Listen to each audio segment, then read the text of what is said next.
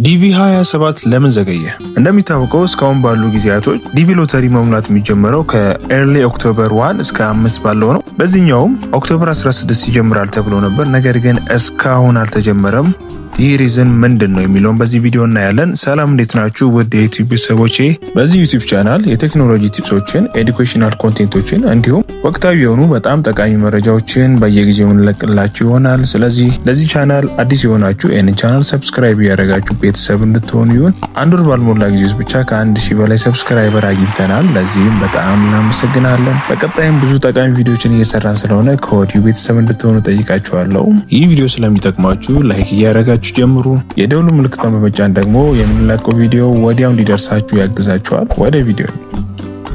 እስካሁን ኦፊሻሊ የተነገረ ነገር ባይኖርም ነገር ግን ከተለያዩ ዌብሳይቶች የሰበሰብኳቸውን መረጃዎች ይዤላችሁ መጥቻለሁ። እንዲሁም እነዚህ መረጃዎች ሞስት ፕሮባብሊ ብዙዎቻችን መላምቶች ናቸው ወይም ደግሞ እውነታም አላቸው ተብለው ይታመናሉ። ለምን እንደዘገየ በዚህ ቪዲዮ ከነዚህ መረጃዎች አጠናክሬ እነግራችኋለሁ።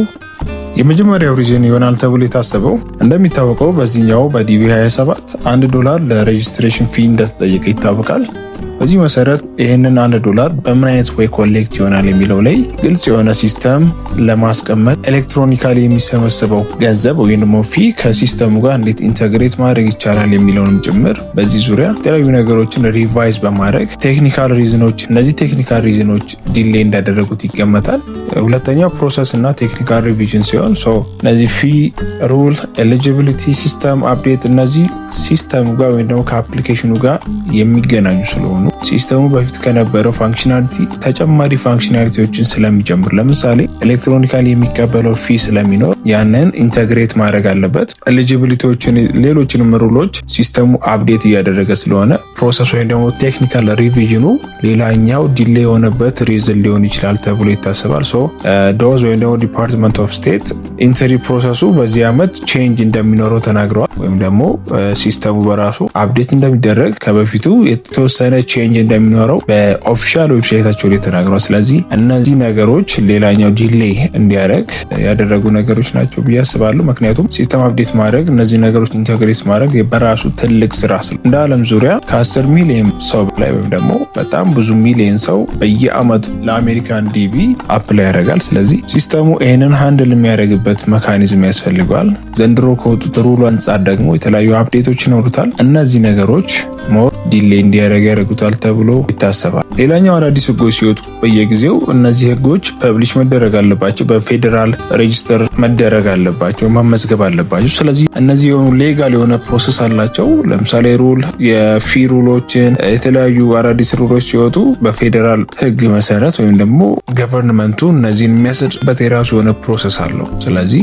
እነዚህ ፕሮሰሶች ካላለቁ ወይም በፌዴራል ደረጃ እነዚህ አናውንስድ ካልሆኑ ኦፊሻል ማስደረግና ህጋዊ ማስደረግ ስለሚያስፈልግ እነዚህ ፕሮሰሶች የራሳቸውን ጊዜ ይወስዳሉ። ከዚህ በፊትም በቪዲዮ እንደነገርኳችሁ እነዚህ አይነት ህጎች ከመጀመሪያ ሳይሆን ኦልሞስት ከቅርብ ጊዜ ወዲህ የተነገሩ ትራምፕ ከመጣ በኋላ የታሰቡ ሀሳቦች ናቸው። ስለዚህ እዚህ ነገሮች ወዲያው ማስፈጸም ከባድ ስለሆነ ከበፊቱ ጊዜያቶች የተወሰነ ቀን ሊወስድ ይችላል ማለት ነው በእነዚህ ምክንያቶች።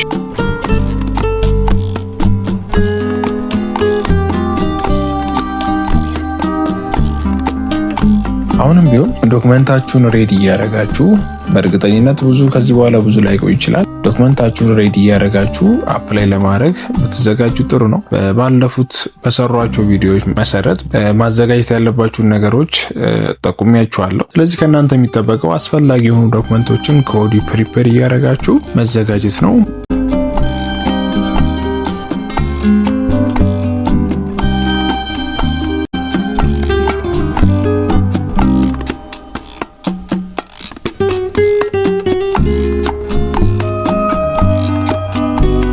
ባለፈው ባልኩት መሰረት ኮመንት ላይ ለጻፉልኝ ሰዎች እነዚህ ኤሌክትሮኒክ ክፍያዎች አቬሌብል የሚሆኑ ከሆነ ወይም ደግሞ በእኛ ሀገር የሚሰሩ ከሆነ አፕላይ እናደርጋለን ብለናል በነፃ። ከእናንተ ግን የሚጠበቀው $1 ክፍያ ነው። እሱን ያው እኛ አንከፍልም፣ እናንተ ነው የምትከፍሉት።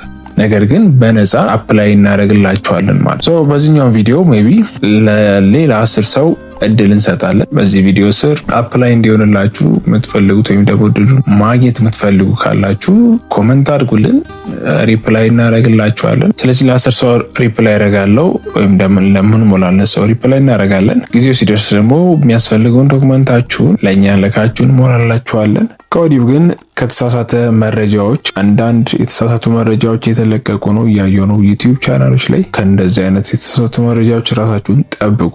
መቼም ቢሆን ኦፊሻል ከሆነ ዌብሳይት ወይም ደግሞ ትክክለኛ ተአማኝነት ካሉ ዌብሳይቶች ነው መረጃዎችን ማግኘት ያለባችሁ። ስለዚህ ላስት ቪዲዮ ላይ እንደነገርኳችሁ ይህንን የአንድ ፊ ወይም $1 ክፍያን በተመለከተ በዚህ ዓመት በጣም ብዙ ስካም ወይም ፍራውድ የሆኑ ዌብሳይቶች ሊኖሩ ይችላሉ። ይህንን እድል ተጠቅመው ብዙ ሰው ለማታለል የሚሞክሩ ዌብሳይቶች ብዙ ይኖራሉ። ስለዚህ ኦፊሻል ዌብሳይቱ የትኛው ነው የሚለውን በደንብ ኖቲስ እንድታደርጉ ይሁን። እኔም በዚህ ቪዲዮ ከታች ዲስክሪፕሽን ላይ አስቀምጥላችኋለሁ። ጊዜው ሲደርስ በዛ ዲስክሪፕሽን ገብታችሁ መመዝገብ ትችላላችሁ። ስለዚህ ኦፊሻል ዌብሳይታቸውን ብቻ ነው አክሰስ ማድረግ ያለባችሁ። ምንም አይነት ክፍያ ከኦፊሻል ዌብሳይት ውጪ በሆነ መረጃ መክፈል የለባችሁም። ከወዲሁ ለዚህ ጥንቃቄ እንድታደርጉ ይሁን። ምክንያቱም ብዙ ስካመሮች ይህንን እድል ተጠቅመው ስለሚመጡ ማለት ነው። ቀጣይ አዳዲስ መረጃ ሲኖር የማጋራችሁ ይሆናል። እስከዛው ግን ለዛሬ ያለን መረጃ ይህን ይመስላል። በቀጣይ እስክንገናኝ ቻው።